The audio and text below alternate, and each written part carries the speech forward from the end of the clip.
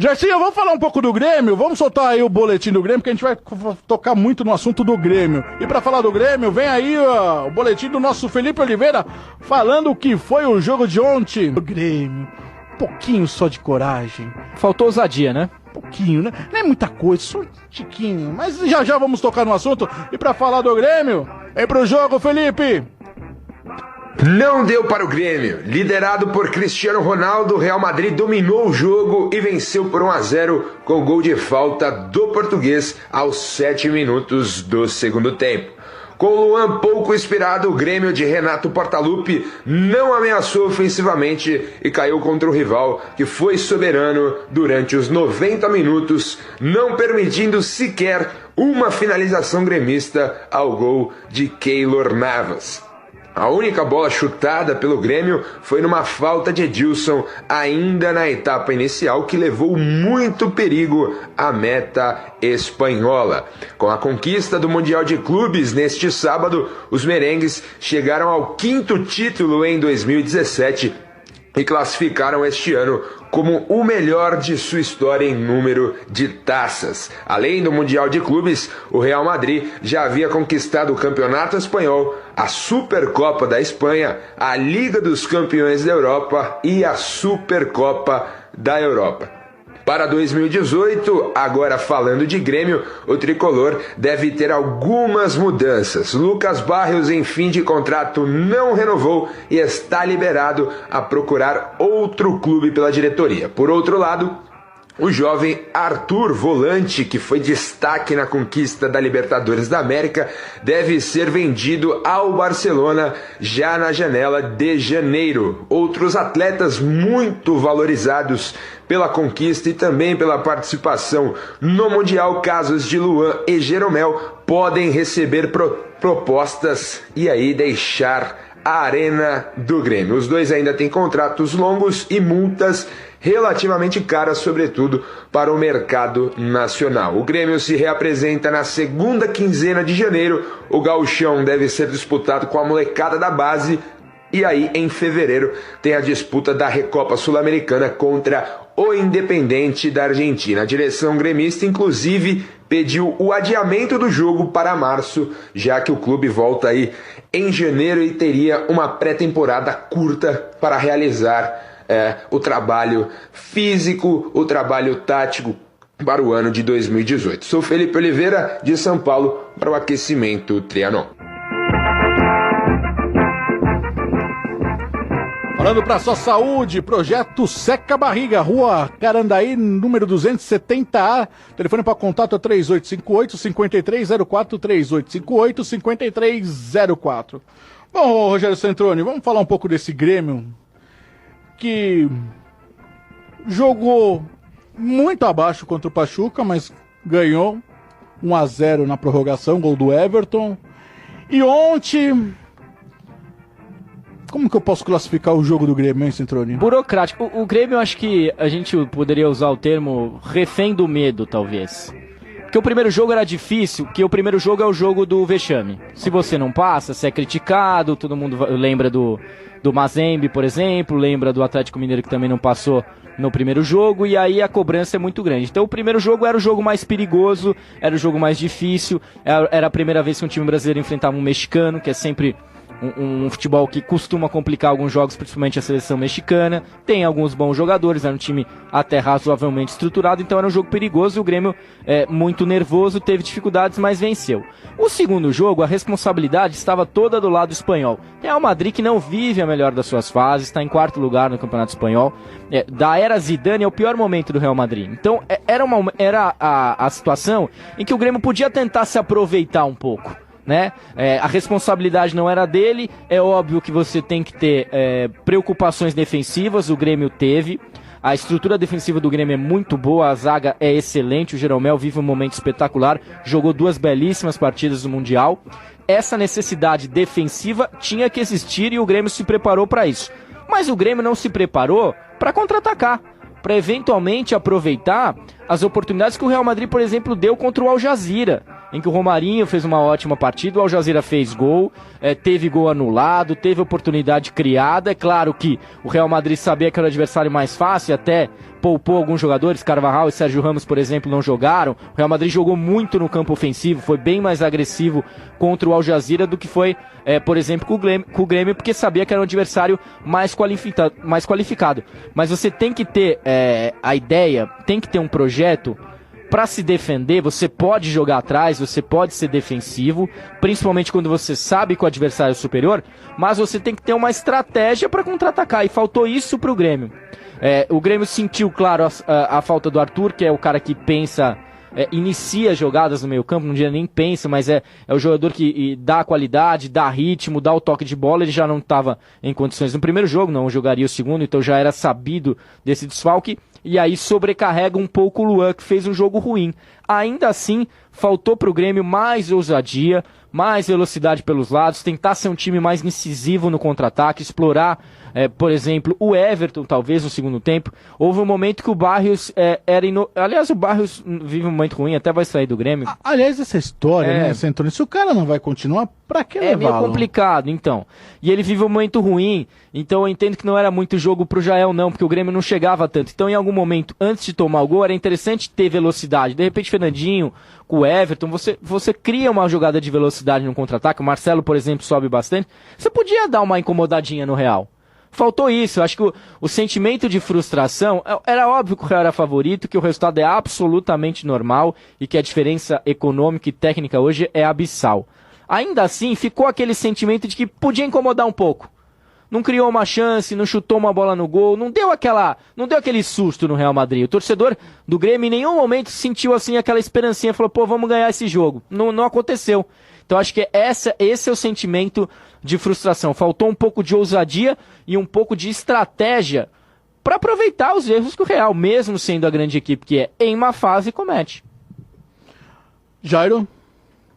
O Grêmio, o medo do Grêmio de levar uma goleada, ele foi tão grande, mas tão grande, que se esqueceu de justamente criar oportunidades para se vencer o jogo, né? Antes até da partida eu dizia o seguinte: se o Real Madrid fizer um jogo ruim, para mais ou menos, vai criar metade das oportunidades de gol que criou, se comparado ao jogo contra o Al Jazeera. Criou quase 40 oportunidades de gol contra o Al Jazeera. E o que aconteceu ontem? Foram 20 finalizações do Real Madrid. Ou seja, de fato não foi um jogo espetacular. O Real Madrid tem ali os jogadores como o Modric, o Kroos, o Cristiano Ronaldo, mas que não estavam num dia espetacular. Se estivessem, poderiam ter jogado como o Real Madrid jogou contra o Al Jazeera. E faltou exatamente isso pro Grêmio. Você viu o desespero até do próprio Renato, porque em alguns momentos que o Grêmio poderia alçar a bola na área para tentar alguma coisa, ou numa cobrança de escanteio, você tendo dois zagueiros com a qualidade do Jeromel e do Kahneman, tentar um cabeceio. O próprio Jael, que é um jogador alto. Mas não, tentava tocar a bola para trás, a bola batia e voltava. Ou seja, os próprios em campo, quem jogou bola no Grêmio foi o Jeromel. O Kahneman talvez, mas o Jeromel jogou com valentia, com muita raça. Exatamente. E com técnica também, apesar daquela porrada que ele deu no Cristiano Ronaldo, mas que foi importante pra ele. Foi só a primeira, né? Depois ele tirou todas na bola. Exatamente. E acho que o zagueiro precisa disso, né, Central? Ele deu aquela chegada pra se intimidar um pouco. Quem manda no terreno. Porque a primeira o árbitro nunca expulsa. Exatamente. Foi interessante até, mas só. O resto, os jogadores do Grêmio falaram, bom, se ficar ali 1-0, ou perder na prorrogação, perder nos pênaltis, vai estar bom. Eu acho que o primeiro tempo do Grêmio talvez tenha sido o primeiro tempo que beirou a perfeição. O Real Madrid não apresentou um bom futebol, não teve muitas chances de gols, e o Grêmio ainda teve aquela chance com o Edilson. O primeiro tempo não foi um jogo bom, A mudança do primeiro para o segundo tempo, acho que veio o cansaço. E aí, com cansaço, espaço.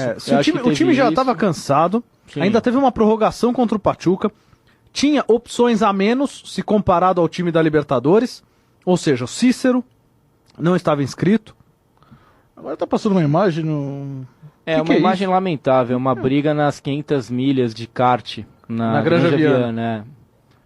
Dois pilotos se pegaram na porrada. Lamentável, uma coisa de fato. Lamentável. Até perdi o raciocínio, desculpa, Jairo. Não, imagina. Não, e o Grêmio não tinha opções, voltando, como tinha na Libertadores. O Cícero, que era um cara importante, e o Renato dizia isso na semifinal, porque ele foi titular na semifinal em Porto Alegre contra o Barcelona. Ele falava, gente, pode o jogar Cícero até é importante. de falso centroavante, né? Exatamente. Então, né, já não tinha o Cícero.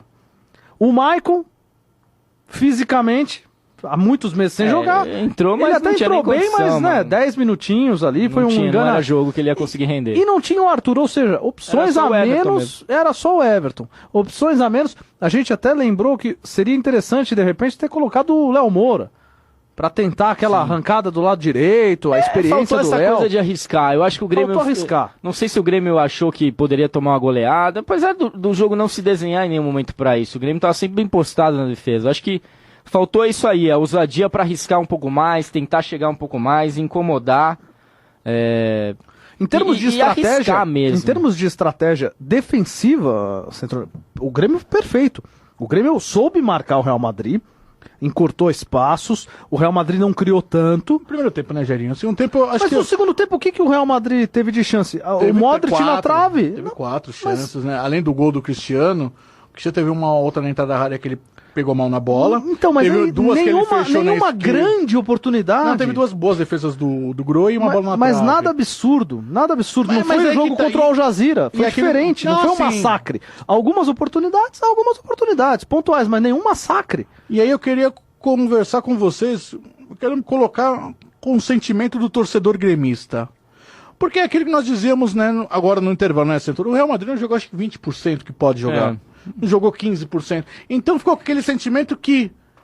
Ambição, um pouquinho de ambição. Talvez o jogo da vida. Sabe Deus quando o Grêmio ou esses jogadores terão uma outra oportunidade de disputar o Mundial novamente, não é verdade? Sim, acho que faltou essa ideia. Eu acho que estudar um pouco o momento. Assim, antes do jogo eu sempre dizia que, claro, o Real Madrid era o favorito, mas nos últimos tempos talvez fosse o momento em que o time sul-americano tivesse um pouco mais de possibilidade. Pelo momento ruim do Real Madrid, o time não vem jogando bem, até vinha de um 5-0, mas é 4º lugar no Campeonato Espanhol. O Real Madrid que tem ganho tudo nos últimos anos na era Zidane. Então não é a melhor das fases. E o Grêmio chegava fortalecido, porque a conquista foi recente. Praticamente não é o mesmo time, sem o Arthur que tinha se contundido. Então não teve aquela coisa de Libertadores no meio do ano, que você perde uma série de jogadores para jogar o Mundial. O Grêmio não passou por isso. Então eu entendia que era o momento que talvez o time sul-americano tivesse um pouco mais de chance. Mas o Grêmio não se permitiu essa chance. Ele se postou atrás, meio que pensando, não vou tomar uma goleada, não vou passar vexame, vou me segurar, mas esqueceu que ele poderia tomar um gol como aconteceu, até, por incrível que pareça, não é nenhuma jogada criada, uma desatenção até da barreira que abre para o Cristiano Ronaldo. Bateu muito bem, evidentemente, mas há uma falha aí no posicionamento da barreira. E aí ele tomou o gol e não sabia o que fazer da vida. O Grêmio não estava preparado para dar uma incomodada no Real Madrid. A estratégia me pareceu que foi um 0-0 e vamos resolver nos pênaltis. Talvez isso, tentar vamos arrastar onde der. Amarrar na Um prorrogação pensamento e arrasta. Ficou muito claro, Danilo Almeida, Centrone e amigos da Trianon, que o Renato Gaúcho tinha essa estratégia em mente, de amarrar o quanto poderia, né? E levar, de repente, para uma decisão nos pênaltis. Ficou tão claro isso que ele mesmo, na entrevista coletiva, diz que faltou a individualidade. E ele contava muito com um cara como o Luan, por exemplo, fazer alguma jogada genial, ou com um contra-ataque mortal de um Fernandinho, como aconteceu em Buenos Aires, como aconteceu na Argentina no jogo decisivo contra o Lanús. Ele esperava muito isso, e não aconteceu, e o Luan foi muito abaixo. Era o jogo da vida do Luan. Sim. E a gente até conversava, né, Danilo, antes, fora do ar, viraram e falaram pro Luan, é o jogo da tua vida. Tem o cara que entra e arrebenta. O cara sentiu. Ele claramente sentiu. Ele não conseguia dar um passe curto. E o meu sentimento é o seguinte, pós-jogo de ontem. Caso o Tite, técnico da seleção brasileira, tenha acompanhado. Jeromel, passaporte ok, vai pra Rússia só se alguma contusão machucar, evitá-lo. Eu não teria essa certeza porque ele não tem chamado, né? Mas merecia, com certeza. E o Luan acho que perdeu alguns pontos. Eu acho que o Luan perdeu alguns pontos com o Tite. O Luan tá abaixo do Tyson nesse momento. O jogo... eu acho que não deve se classificar só por essa partida, mas é evidente que o técnico tem pouco nível de observação e esses jogos grandes, nesses jogos grandes é um adversário nível Copa do Mundo. Chamam a atenção. Então o jogador não conseguiu assumir uma responsabilidade, ainda que na seleção ele fosse um coadjuvante, né? E esse jogo, da vontade, como vocês falam, é uma coisa tão, tão maluca, que o Real Madrid, do início dos anos 2000, também tinha uma qualidade incrível.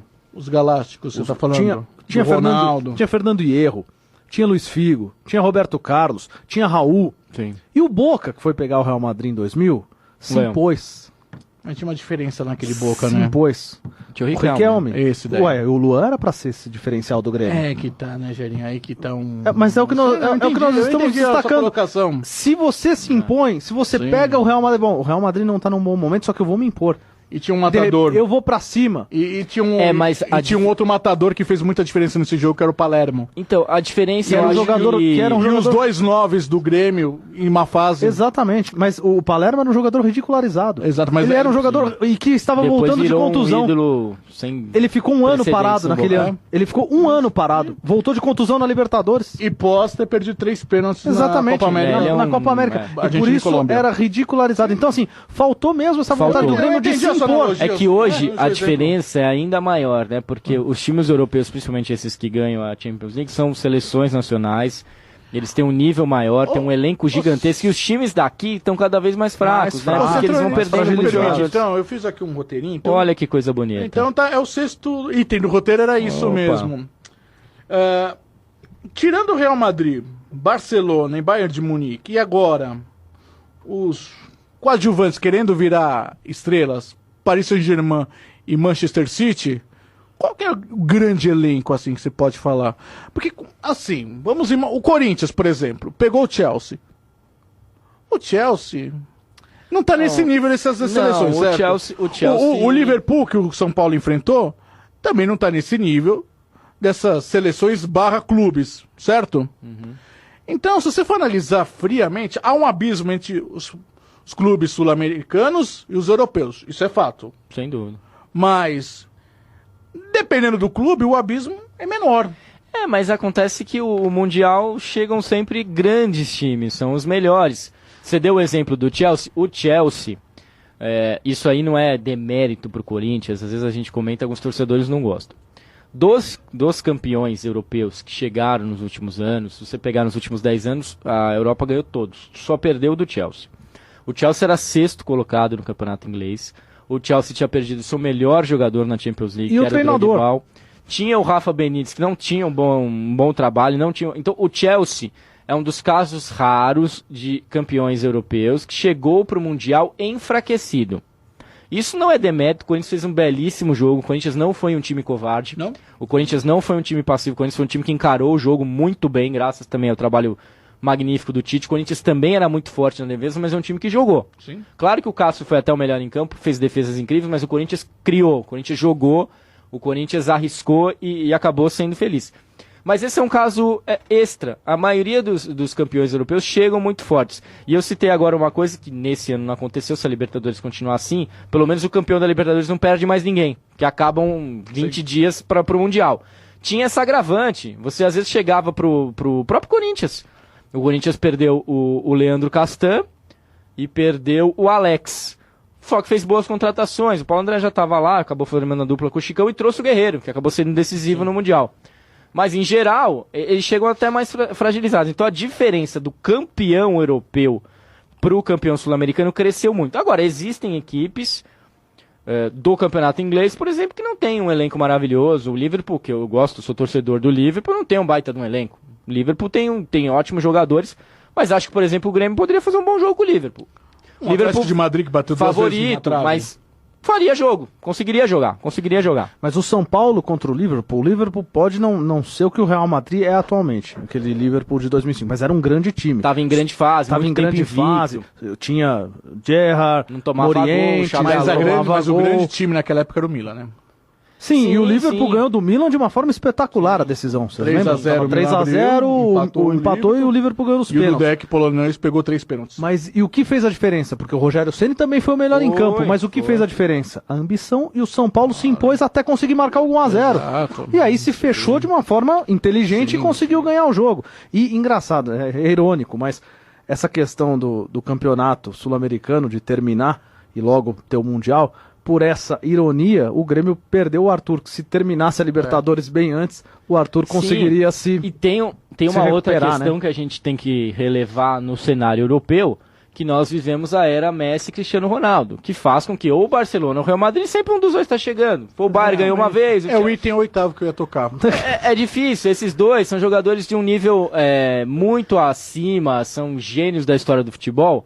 Enquanto esses caras estiverem lá, Sim. com os parceiros que eles têm, chega quase todo ano, então é difícil. É duro. O Bayern às vezes tira, o Chelsea tirou aquela vez, mas é raro. Não é, e eles estão chegando toda E hora. o Paris Saint-Germain vai ter que suar o sangue para tirar um Real Madrid nas oitavas de final agora, porque o Real Madrid também, nesses momentos, foi Cresce. segundo no grupo, né? Que Camisa teve o Tottenham pesadíssima, como líder, cresce mas muito. A camisa é tão pesada. E esses jogadores, eles estão tão tão pesada que eles- acostumados a jogar decisões, a jogar jogos importantes, tanto que o Real Madrid, desde que o Zidane assumiu, é campeão a cada 89 dias. É uma coisa espetacular, é uma coisa incrível de se imaginar no futebol atual.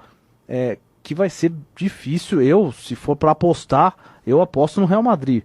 O Paris Saint-Germain tem um elenco espetacular, um elenco bilionário, tem o Neymar querendo ser campeão do mundo, Mas eu acho querendo que ser falta melhor essa- do mundo, falta mas essa ambição, falta alma, né? vai ser interessante. Eu acho que esse ano talvez seja o ano que possa quebrar, né? Nós estamos nos últimos 4 anos, deu 3 títulos do Real e um do Barcelona.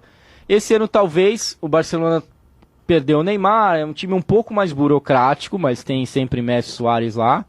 Então não sei se o Barcelona tem um jogo razoavelmente difícil com o Chelsea. O Real pegou um jogo duro com o Paris Saint-Germain. Talvez seja o ano que os dois se atrapalhem. Tanto o Real quanto o Barcelona possam se complicar. E aí você tem uma margem para um City, para o Paris Saint-Germain. Talvez para o United, não creio tanto. Mas não foge muito disso. Eu Bayern quero de Munique. quero muito duas situações nessa Champions League, Centrone. Primeiro, que a Roma chegue bem para Dom Roberto Costa engolir as palavras, entendeu? Que ele inclusive me ataca, dizendo que a Roma é um time pequeno. Então eu quero que a Roma chegue pelo menos entre as 4 primeiras, o que, convenhamos, é difícil. Mas tem o Shakhtar Quem que primeiro. é o adversário do É Roma? o Shakhtar Acho que- Donetsk. Dá pra tirar. Mundial Dá pra brasileiro. passar. Dá acho pra que dá chegar pra e ficar passar. entre os 8 da Europa, Tá bom. que já seria interessante. O Dom Mourinho Costa, ele tem uma filosofia um pouco complicada. Repita, por favor. Dom Mourinho Costa, né? Para com isso! Ele é fã do ele ama o Mourinho. do Zé Mourinho, que É. bota o ônibus lá na defesa. Ele gosta de futebol assim. E é bom que você falou do Mourinho, porque eu quero chegar exatamente nele. É o adversário que eu quero que o Palmeiras se enfrente na final em Abu Dhabi. Ah, não, você já tá prevendo, Entendeu? então... Não, vai ser a Opa. revanche. Palmeiras e Manchester United. Eu até gostaria de pegar o Real Madrid pra vingar o Grêmio. Minha mãe é gaúcha, é gremista, aquela coisa. Mas eu acho que vai dar dona Palmeiras Nice e ontem? Manchester Ficou United. Ficou um tanto quanto chateada. Ah, tudo bem, só pra saber. Meus amigos, o que eu quero saber agora é o seguinte. Estão querendo mudar o Mundial, né? Mudar novamente o regulamento do Mundial, acabarem com a Copa das Confederações e automaticamente o Mundial entraria no lugar da Copa das Confederações. Mundial de clubes. né? Exatamente. 2 times europeus, 2 sul-americanos e os campeões da Ásia, África e da CONCACAF. Na verdade, a diferença é botar mais um europeu, mais um sul-americano. né? Para vocês, qual que é o melhor formato? Se já existe algum formato ideal? Ou vocês pensam em um formato diferente que a FIFA já utilizou? Assim, guardadas as proporções, as brincadeiras, enfim, eu acho que o formato de 2000 é interessante. Formato de? 2000. Eu ia chegar nele. Pra Eu- mim é o ideal. Eu acho que o 2000, vou tentar explicar pro ouvinte não, porque eu já falei isso semana passada. Eram 2 europeus, certo? Era Isso. era o Real Madrid E o Manchester United? Manchester United. Se levaram a sério ou não, é um outro departamento. Era o de campeão de 98 e de 99. Exato. Aí vocês Eu acho vão- até que eles levaram, tanto que era pro Real Madrid passar. O Corinthians, um gol, Houve que, aquele um gol que erro lá não no foi. gol. Não foi o gol. A bola não entrou e o Corinthians qual passou. time de Marrocos? Foi o Raja? O Raja Casablanca. Raja Casablanca. Gol do Fábio Luciano, né? foi na estreia. Se tivesse o VAR, o Corinthians não teria nem ido à Porque final. o jogo Corinthians-Real Madrid foi 2-2, É. né? O Anelka perdeu um pênalti. Exato. O campeão brasileiro, na época, Corinthians, por ser país sede, né? Vinha de bicampeonato. E aí a tal da controvérsia que todo mundo questiona a não participação do Palmeiras e mas- sim a participação do Vasco. E houve um acordo. O Palmeiras participaria em 2001, próximo, né? e aí, enfim. O Vasco era o campeão da Libertadores de 98, e o exato. Corinthians era campeão brasileiro de 98. Tudo bem que ele ganhou o Bi em 99, Certo. mas ele foi escolhido antes de ganhar o Bi. Exato. Exatamente. Foi E- pelas competições de 98. Isso. E aí, então, foi por isso que o Vasco participou, e o Corinthians, e aí as outras equipes desembarcaram no Brasil para janeiro de 2000. Eu não sei o que os amigos pensam em relação ao Mundial, mas Acho que esse formato é o mais interessante, que dá mais jogo, porque com todo respeito, é triste você ver um jogo de terceiro lugar entre Al Jazeera e Pachuca. Com todo respeito às duas equipes, Com certeza. Não, e até a disputa de quinto lugar. Não, nem vou falar os outros jogos. Aí, né? Daí até é de arrebentar. Não, nem vou falar porque eu não perdi meu tempo. Estou sendo bem sincero para o ouvinte.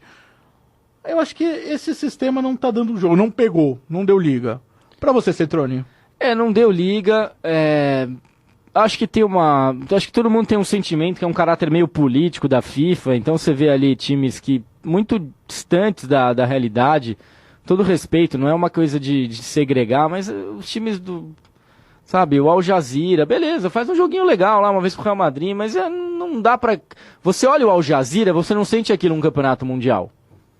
Eu acho que nem contra o Real Madrid, porque a marca Real Madrid, tudo bem, você automaticamente vai levar ao Mundial. O problema é com quem que o Al Jazeera estreou? Como foi o jogo do Al Jazeera? Então esses Al Ahly, Al Ittihad, Pachuca. E esses times, um desses times conquistando o título do continente e tal, ele só o Mundial, mas ter uma disputa um pouco maior, no caso do grupo, você ter 2 grupos ou 4 grupos, né?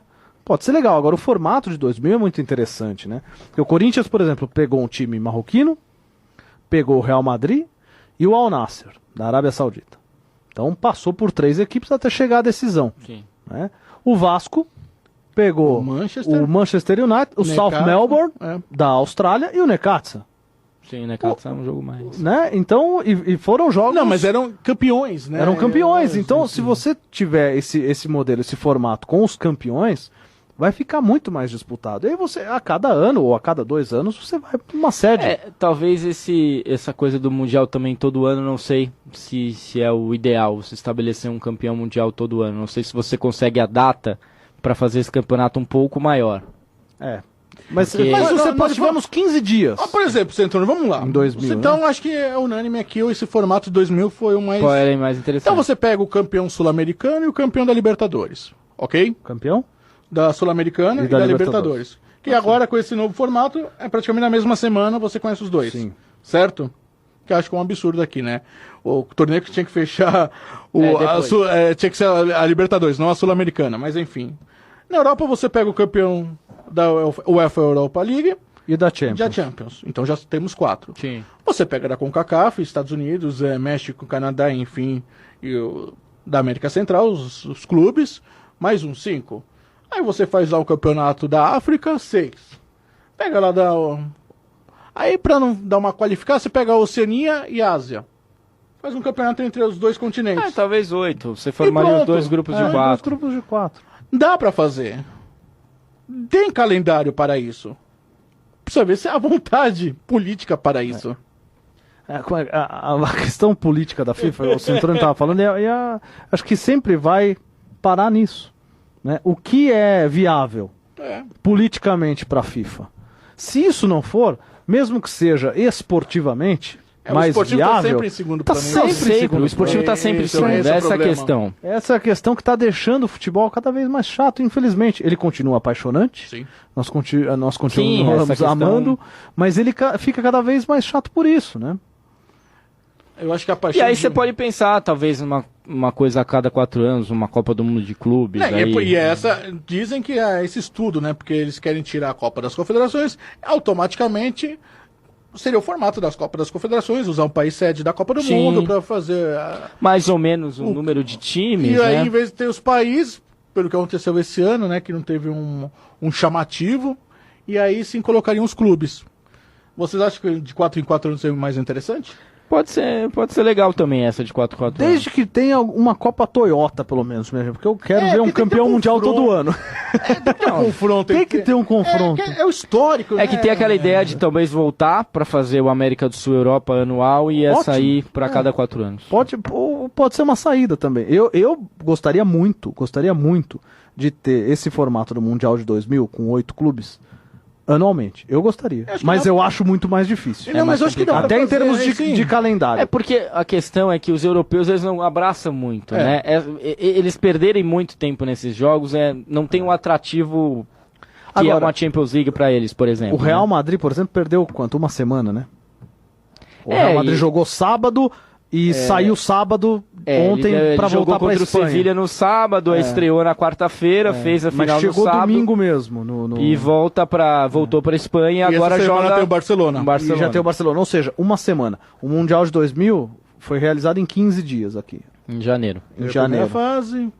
Foi em 15 dias, foi no começo de janeiro até a aquele metade aquele de problema que janeiro. o calendário brasileiro Eu hoje não não lembro. permitiria, né? Todo mundo Exatamente, vai de férias, pré-temporada. Mas que fosse em dezembro, por exemplo, já teria que pegar uma semana, 8 dias a mais para os europeus, né? E mexer no calendário. Até dá, é o que a gente tá falando. Dá.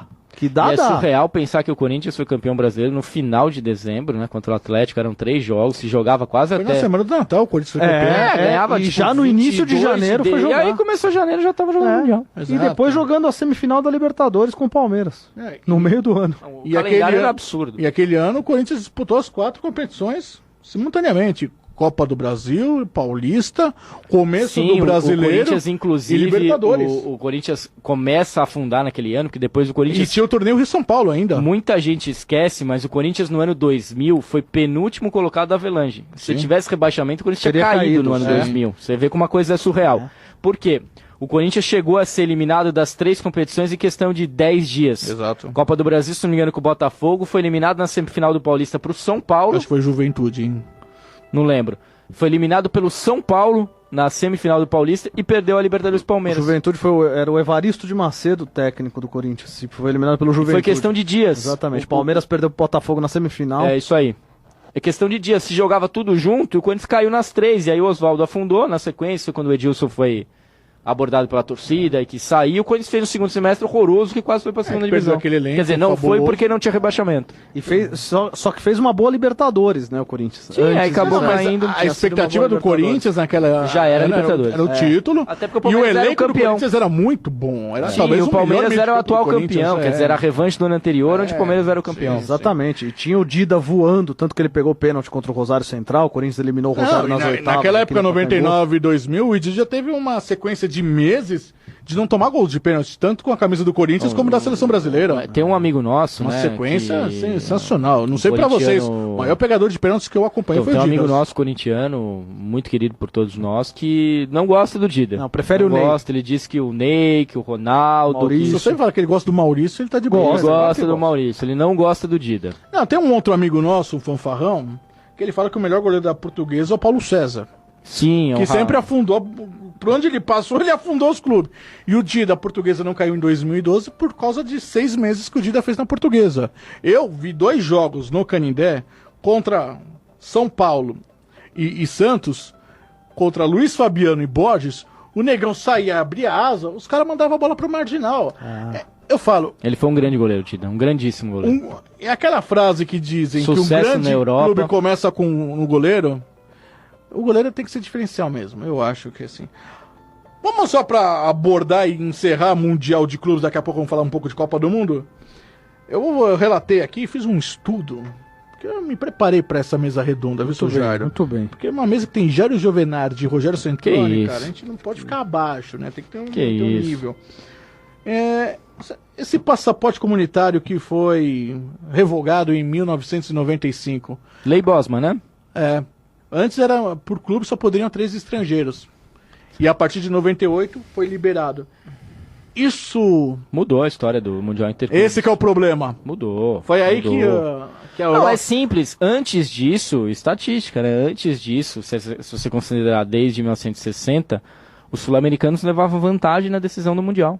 Depois de 95 é um massacre. Se você pegar nos últimos 10 anos, só o Corinthians venceu, desde 2007. Nesse formato FIFA de 2005, você tem o São Paulo 2005, o Inter 2006 e o Corinthians. Então você tem 13 anos, 3 vitórias. Então vamos lá, vamos pegar o Interclubes. Eu vou pedir a minha ajuda dos amigos. A partir de 96, Grêmio e Ajax. O Ajax era aquela base da seleção da Holanda, que fez sucesso em 98, e o Grêmio é aquele time aguerrido do Luiz Felipe Scolari, perdeu nos pênaltis. Então, 95. 95. isso não foi em 96? 95. Sim. Foi em 95. 96 a final foi... Juventus É o River, né? e- Foi River Plate e Juventus. 2x0. O encontro do Zidane com o ídolo Francesco. Quem levou a melhor foi a Juventus, é isso? Foi a Juventus, do Zidane. 2x0. 2x0. 97, uma Borussia lambança. Dortmund e Cruzeiro. 2x0 Borussia. Uma lambança da diretoria do Cruzeiro, que alugou... É isso mesmo, pra você que não conhece a história, amigo ouvinte. O técnico era o Nelsinho Batista. O Cruzeiro era atual campeão da Libertadores, tinha batido o Palmeiras, que era o grande clube do futebol brasileiro, em 96, então manteve a base para... Na Copa do Brasil. Ah, sim, mas já tinha mudado bastante, né? Porque o Paulo Autuori, o Cruzeiro começa em 97 com o Oscar Bernardi na Libertadores. Perde os seus 3 primeiros jogos, assume o Autuori, ganha os 3 e o Cruzeiro vai à outra fase. Então ele foi se arrastando e ganhou uma final do Sporting Cristal, com gol do Elivelton lá no Mineirão. Tirando o Grêmio, inclusive. Tirou o Grêmio. Libertadores. Tirou o Grêmio do Evaristo, O né? Palhinha Era jogando campeão da Copa do Brasil Isso, naquele ano. isso. O Palhinha jogando muito. Isso. Porque E aí a diretoria do Cruzeiro faz o quê? Aliás, só um Não, acho que era só o um Grêmio do parênteses. Filipão mesmo, né? Ele veio no segundo semestre do Palmeiras. Só um parênteses. O Grêmio era do Evaristo mesmo, que o Evaristo foi campeão da Copa do Brasil em 97. Ah, o verdade. Filipão já tinha saído em E 96 foi do Grêmio e foi pro Japão. Ficou 6 meses antes de ir pro Palmeiras. Nesse jogo, Cruzeiro e Sporting Cristal, a final, 1x0 Cruzeiro no Mineirão, o Dida faz ele faz uma defesa. Sim. Ele dá rebote, Eu lembro o cara disso. chuta, ele defende. Não, o goleiro foi uma espetacular. É assim, claro, foi um grande erro, assim, mas o Cruzeiro não tinha um time que inspirasse grande confiança. Mas você alugar o jogador... Sim, foi um grande erro, porque o Cruzeiro trouxe o Alberto, trouxe Alberto, o Gonçalves, Vitor e Bebeto. Donizete e Bebeto, né? Pantera e Donizete Bebeto. Pantera, Não era o Vitor? Não, Pantera e Bebeto. Vitor era jogador do O Cruzeiro. Vitor né? já jogava. Vitor, é. O Alberto, Enfim. lateral direito, Gonçalves, Donizete e Bebeto jogaram na frente. E pegando um Borussia, que tinha um grande time, Do Júlio César, Chapuisat, do Chapuisat, do Chapuisat. Müller. Tinha aquele um líbero time- ruivo lá, o... O Summer, Matias Matias Summer, baita time. Era um time bem mais muito forte. bom. Do Otmar Matias Hitzfeld, Müller, né? Otmar Hitzfeld, que foi campeão em cima da Juve. Juve de Sim. Del Piero, Zinedine Zidane. Aí em 98 o Vasco fez um jogo bom com o Real Madrid. 2x1, né? Um jogaço. Foi O uma Raul fez infelicidade mais do- pro final. Foi sem numa dúvida. infelicidade do NASA, que fez 1x0, gol contra, enfim. O Felipe Jogou lateral uma barbaridade. esquerdo, jogou uma barbaridade. Ele quase fez um gol de placa. Sim. Driblando a defesa inteira do Real Madrid, por muito pouco a bola não entrou. Quando tava 99, 1-1. Palmeiras, não preciso nem 1x0, falar do Manchester, Palmeiras, né? que merecia o título. Com certeza. Teve um gol mal anulado. Perdeu muito E assim gol. seguiu até 2005. Com participações. O Once Caldas, em 2004, levou pros pênaltis. Que foi o que o Grêmio queria fazer ontem. Foi a tática do Once O Caldas. Once Caldas ganhou do Porto, né? Que era um time um pouco mais frágil. Tinha Mas sa- entre Porto Sim, e Once claro. Caldas. O tio Carlos O Alberto tinha- Mourinho tinha saído, né? Ele ganhou a Champions, o Mourinho não jogou essa final de Mundial, não me lembro agora quem é o técnico, me fugiu, que era o técnico do Porto. Eu não lembro também. Mas Era alguém conhecido aí, mas não a me final foi foge. contra o Mônaco, né? A da Champions League. Isso, me Em foge agora o 2003 o técnico. Boca e o Milan foi... Foi uma bela final, o Boca ganhou. sem dúvida. Então, quer dizer, Nos pênaltis. nesse confronto entre sul-americanos e europeus, o negócio ficou pior de 10 anos pra cá, né, Cetrone? 10 anos pra viu? cá, Confronto. é porque a Lei Bosman vem em 95, mas ela foi ganhando força.